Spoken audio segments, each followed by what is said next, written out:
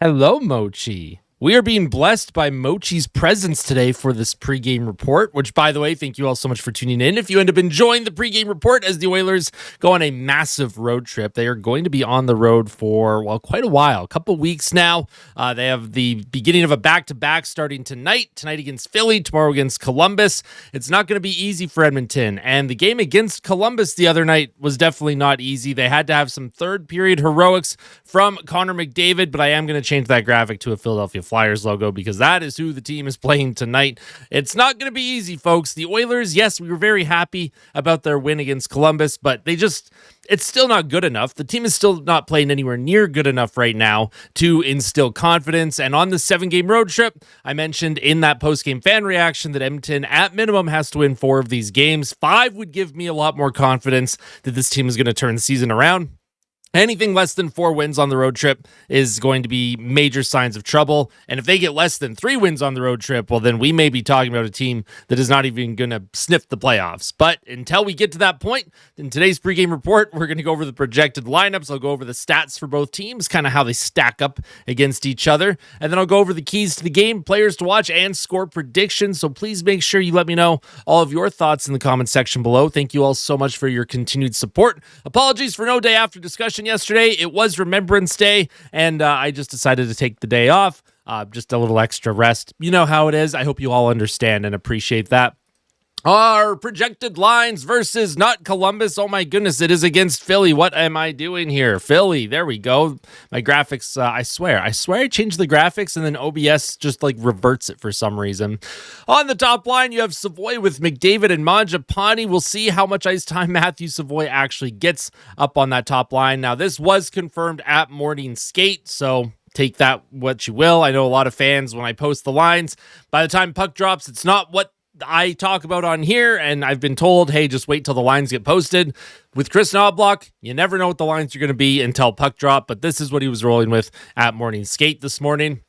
On the second line, Podkolzin, Draisaitl, and Roslovic, and it goes without saying, Jack Roslovic has been Edmonton's best player over the past couple of weeks. Yes, Connor McDavid, he definitely took the game over against Columbus, and he was one of the main reasons why Edmonton was able to come back and win that game. But Jack Roslovic's overall play, he's been the lightning rod for this team. And having him next to Draisaitl and Podkolzin is fantastic. That whole line is usually generating a lot of chances, usually getting at least 1 or 2 goals per game. Let's see if they can continue that against a very stingy Philadelphia Flyers team.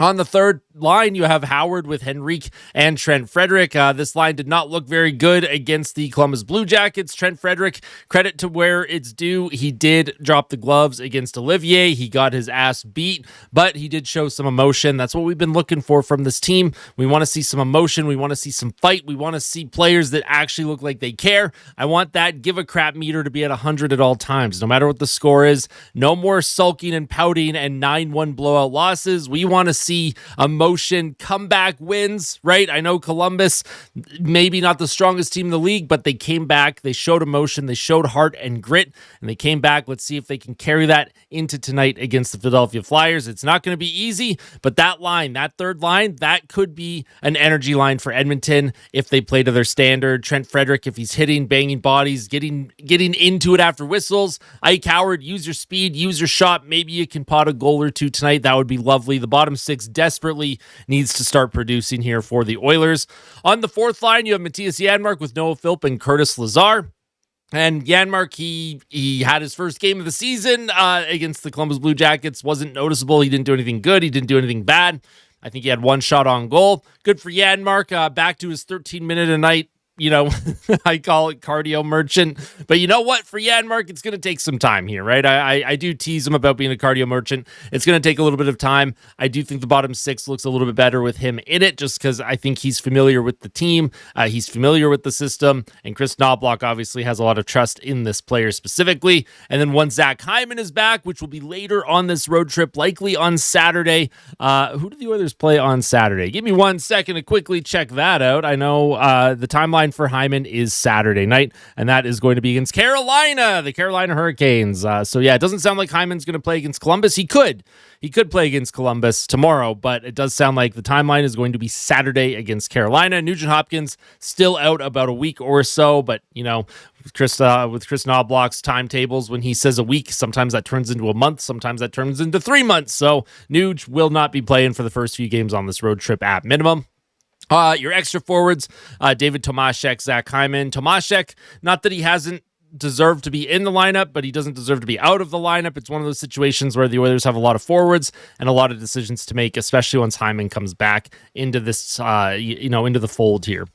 On defense, you have Ekholm with Bouchard. The top pair for the Oilers actually played like a top pair against Columbus. Bouchard did get benched for 8 minutes in that first period after taking a bad penalty, led to a goal for Columbus. So Bouchard, he had to ride the pine just like Darnell Nurse did a couple weeks ago against the Utah Mammoth. And Bouchard, he ended up being much better for it. He ended up having an assist. He was a +2 rating, I believe. So for Evan Bouchard, you just got to get your head in the game. Got to get your head in the game as early as possible. And Matthias Ekholm, too, has not had a good season. I think Matthias Ekholm has been on the ice for 18 or 19 goals against this season. It's been horrifying. Matthias Ekholm has been just as bad, if not worse, than Evan Bouchard. Everyone will point at Bouchard, though, because he makes more money. But Ekholm has nowhere been near good enough, is what I'm trying to say. The defense core as a whole, they look a little discombobulated most nights, but let's see if they can lock things down against Philadelphia Flyers. On the second pair, you have Nurse with Jake Wallman. Now, Jake Wallman had his best game of the season against Columbus. He had a goal and 2 assists. Jake Wallman, he tied that game up late. Actually, Wallman had 2 goals and an assist. He tied the game late against the Columbus Blue Jackets. Less than a minute left, shorthanded. Puck took a lucky bounce. It goes over the shoulder of Jet Greaves and into the net, and then the Oilers ended up winning in overtime, so love to see that. Jake Wallman, let's see if he can continue that strong play, get some more offense, and hey, maybe Jake Wallman deserves some time on power play 1 since Bouchard isn't getting a whole lot done on that first power play unit. The first power play unit's been good, but maybe getting Wallman in there too might be a good change. Kulak with Emberson, they looked dreadful, absolutely dreadful against the Columbus Blue Jackets, so Kulak and Emberson have to play much better. I have not really liked Kulak's game at all this season. He looks completely out of it most nights. And Ty Emberson, his first bit of the season was good. The last few games have not been good.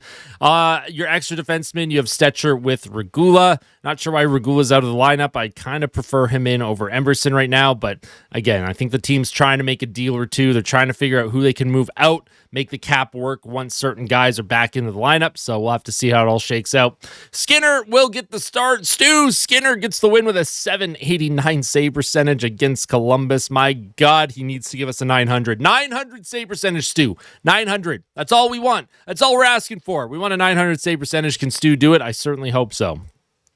Now, when we take a look at the stats for both teams, the Philadelphia Flyers, they're 8-5-2.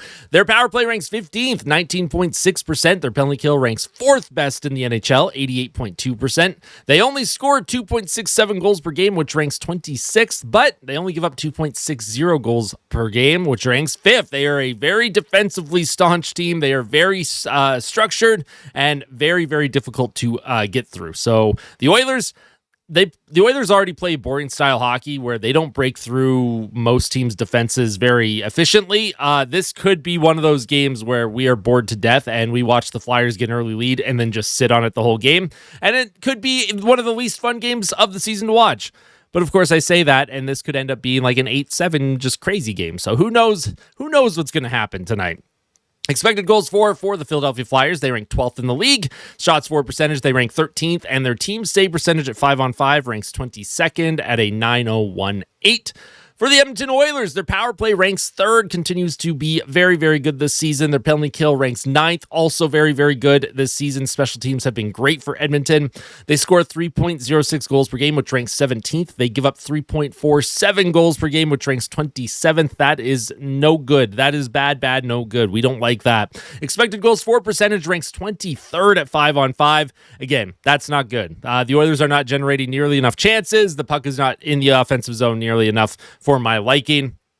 Shots for percentage, they rank 10th, and their team save percentage at 5-on-5, an .875. And if anyone says that is acceptable, well, I don't know what to tell you, folks. The Oilers need 900 save percentage at least because they are 4-0 this season when they get at least a 900 save percentage, right? They have 7 wins on the season. 4 of them are when they get a 900 save percentage. That means the Oilers this season in 17 games have only gotten a 900 save percentage 4 times. 4 out of 17 games. Come on, man. What are we doing here? We need more saves from the goalies. More saves equals more wins.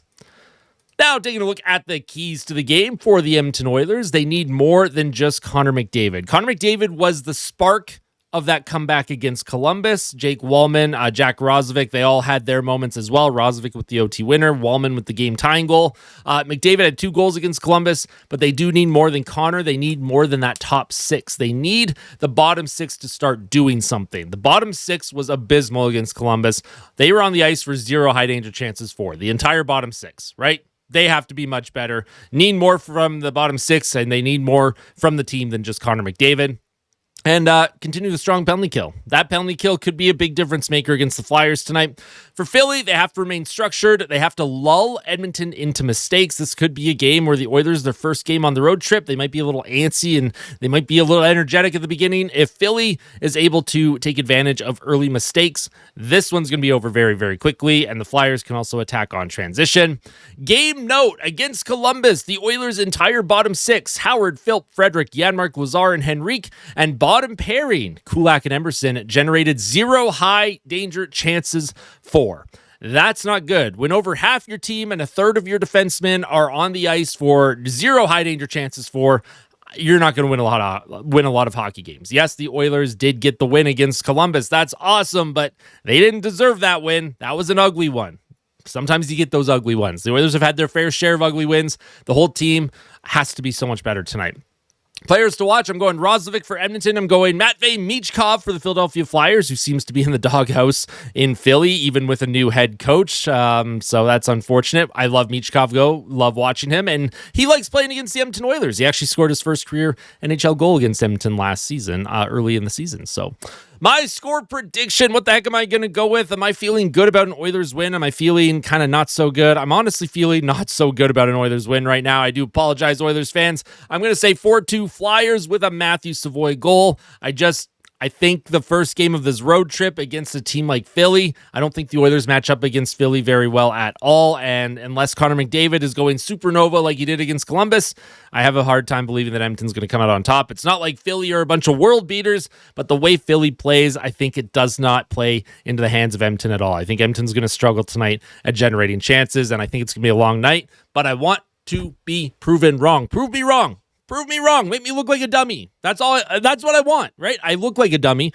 Prove to me that I am also a dummy. I'm not doing a live stream tonight, so if you're looking forward to that, my next live stream is going to be Saturday against the Carolina Hurricanes. So, yeah, we'll see you on Saturday. I'll see you after the game tonight, though. Post-game fan reaction after the game. Maybe it's a big win.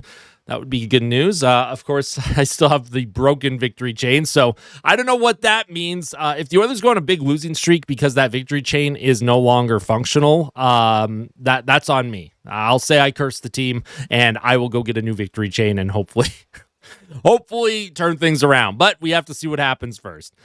I love all of you. Tell someone that you love them. As always, fight like a kid. Fight like Ben. Let's go, Oilers. I'll see you later tonight, folks. Take care.